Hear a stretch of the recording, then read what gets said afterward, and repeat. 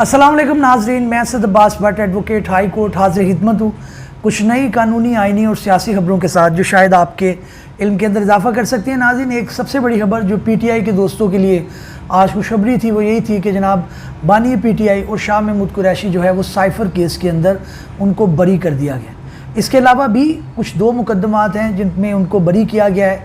वो क्या मुकदमात है? इसके अलावा आज जो ट्रिब्यूनल्स को अपॉइंटमेंट के बारे में मामला है जो हाई कोर्ट के अंदर अभी ज़ेर समाअत है कि क्या इलेक्शन ट्रिब्यूनल्स के अंदर रिटायर्ड जजेस को अपॉइंट किया जा सकता है, उसके बारे में भी बात करेंगे।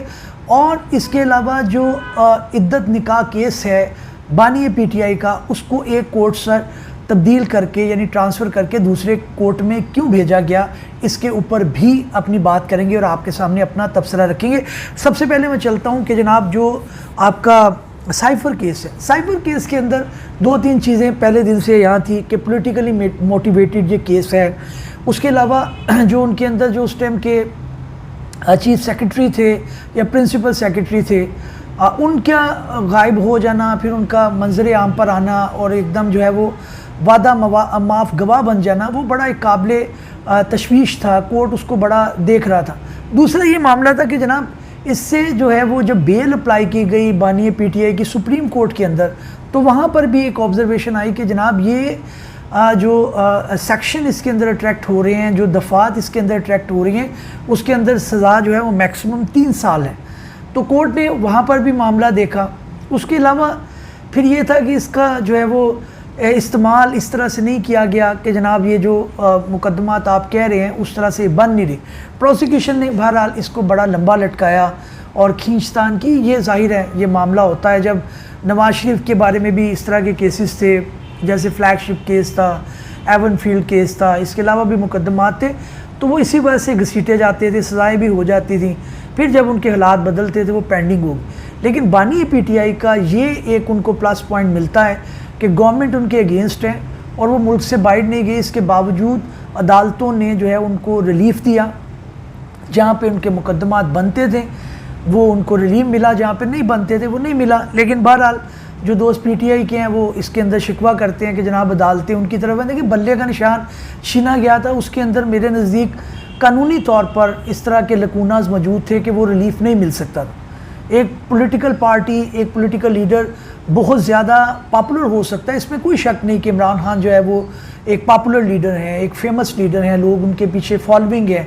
लेकिन एट द सेम टाइम अदालतों की ये मजबूरी होती है कि उन्होंने बाय बुक चलना होता है, बाय लॉ चलना होता है। लॉ को किसी के लिए फेवर नहीं किया जा सकता। तो बहरहाल मैं ये कहना चाहता हूँ कि जहाँ पे रिलीफ मिले वहाँ पे अदालत को आप अप्रिशिएट करते हैं, जहाँ पे ना मिले तब भी अप्रिशिएट करना चाहिए। और इसी तरह से आपका मुल्क चलता है, इदारे चलते हैं। हम जब मड स्लगिंग करते हैं, किसी को पॉइंट आउट करते हैं कि जनाब इन्होंने फ़लाँ फ़ैसला ठीक नहीं किया, फ़लाँ चीज़ ठीक नहीं की, और जब ठीक होती है तो फिर हम कहते हैं ठीक हुई है। तो ये जो एक दोहरा म्यार है ये नहीं होना चाहिए। ये नून लीग में भी है, ये पीपल्स पार्टी में भी है। पार्टीज़ को मैच्योरिटी का देना चाहिए। लेकिन अब एक सवाल जो आ रहा है, बार बार पूछा जा रहा है, क्या बानी PTI को बरी कर दिया जाएगा?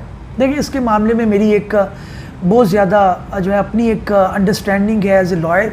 मुझे नहीं लगता कि अभी इतनी जल्दी आएंगे, क्योंकि अभी नैब उनके खिलाफ दूसरे मुकदमात बनाने के दर पे हैं। जो गवर्नमेंट है वो उनकी अगेंस्ट है, गवर्नमेंट के अंदर ही प्रोसिक्यूशन है, उनके अंडर ही जो है वो मुबैना तौर पर नैब भी है, इदारे भी उनके साथ हैं। तो एक मुकदमे से वो निकलेंगे, दूसरे में जाएंगे। अदालतें ये नहीं कर सकती कि जनाब वो ये कि क्या मुकदमात बनाना छोड़ दें।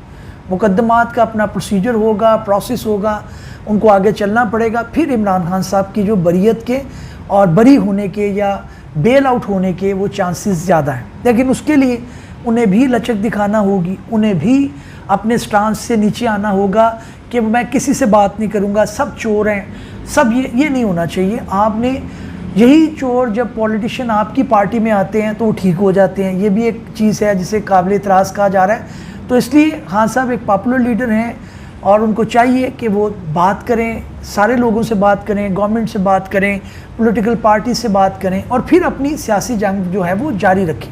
बात करने में कोई हर्ज नहीं है। इसके अलावा जनाब ये है कि बानी PTI और शाह महमूद कुरैशी को लॉन्ग मार्च तोड़ फोड़ के 2 मुकदमात में बरी कर दिया गया।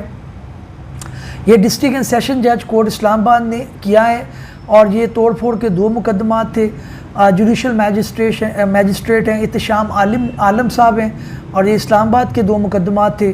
انہوں نے اس کے اندر اسد عمر، علی محمد خان اور مراد سعید کو بھی دونوں کیسز سے بری کر دیا، کیونکہ یہ لوگ موقع پہ کیونکہ موجود نہیں تھے تو اس لیے ان کی بریت جو ہے وہ ہو گئی ہے۔ آج اوورال جو ہے وہ پی ٹی آئی کے دوستوں کے لیے دن اچھا رہا ہے، لیکن ظاہر ہے دوسرے جو دوست ہیں وہ اس کے اندر جو ہے وہ تھوڑے معاملات کو دیکھتے ہیں۔ اگلی خبر یہ ہے جناب کہ جو مخصوص نشستیں تھیں، جو آپ کو پتہ ہے سنی اتحاد کونسل ایک پولیٹیکل پارٹی تھی جسے اب کہا جا رہا ہے کہ وہ پولیٹیکل پارٹی نہیں تھی، ان کو پی ٹی آئی کے جو لوگ تھے، ایم این ایز تھے، انہوں نے جوائن کیا، ایم پی ایز تھے، انہوں نے جوائن کیا نیشنل اسمبلی کے اندر، اور اس کو مخصوص نشستیں ملنا تھی۔ اب وہ مخصوص نشستیں نہیں ملی، وہ دوسری پارٹیز کو چلے گی۔ اس کے اوپر بینچ بنا، معاملہ پشاور ہائی کورٹ سے ہوتا ہوا سپریم کورٹ تک آیا، اور منصور علی شاہ صاحب نے اس کے اندر کہا، آنریبل جسٹس ہیں، آنے والے چیف جسٹس ہیں، انہوں نے یہ کہا کہ جناب اس کے اندر جو ہے وہ لارجر بینچ بننا چاہیے۔ اب 13 رکنی بینچ جو ہے اس کیس کی سماعت کر رہا ہے۔ آج اس کے اندر تبادلہ جو ہے وہ کلمات بھی ہوتا رہا، تبادلہ خیال بھی ہوتا رہا۔ کل 11 بجے انہوں نے اس کے ڈیٹ رکھ لی ہے۔ جو پی ٹی آئی ہے وہ بڑی اس معاملے میں پوری امید ہے کہ ان کی تقریباً 78 کے 80 کے قریب جو نشستیں ہیں وہ ان کو واپس ملیں گی، لیکن بہرحال ابھی معاملہ آنا ہے، اس کے اندر دیکھتے ہیں کہ کس طرف جاتا ہے۔ عدت نکاح کیس جو ہے وہ آج خاور مانیکا نے درخواست فائل کی جناب کہ اس کو ٹرانسفر کر دیا جائے، اور وہ ایک کورٹ سے دوسری کیس کے اندر کورٹ کے اندر ان کو ٹرانسفر کر دیا، اور اس کے اندر انہوں نے جناب یہی کہا کہ جناب کیونکہ مجھے یہ سننا نہیں چاہتے، اور اسلام آباد ہائی کورٹ کو انہوں نے لیٹر لکھ دیا، جو جسٹس جج صاحب تھے جو اسلام آباد سیشنز کورٹ کے اندر معاملے کو سن رہے ہیں۔ اس خبر کو ذرا دیکھ لیتے ہیں، وہ کیا ہے جی۔ عدالت نے case additional district and session جج محمد افضل مجوکا کی عدالت کو ٹرانسفر کر دیا ہے۔ ڈسٹرکٹ اینڈ سیشن جج شاہ رخ ارجمن نے کیس ٹرانسفر کے لیے چیف جسٹس اسلام آباد ہائی کو خط لکھا تھا۔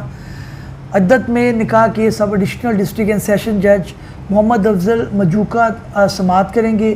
یاد رہے کہ خاور مانیکا نے جج شاہ رخ ارجمن پر اعتراض کیا تھا، اور انہوں نے پھر جو ہے وہ سیشن جج کو لکھا، سیشن جج نے اسلام آباد ہائی کورٹ کو لکھا۔ اس کے اوپر پہلے ایک فیصلہ ہو چکا تھا کہ وہ ٹرانسفر کروانا چاہ رہے تھے، لیکن اب جو ہے وہ انہوں نے دوسری پارٹی نے، کیونکہ جو کمپلیننٹ سائٹ ہے انہوں نے یہ کہا کہ جناب ہم آپ سے فیصلہ نہیں کروانا چاہتے۔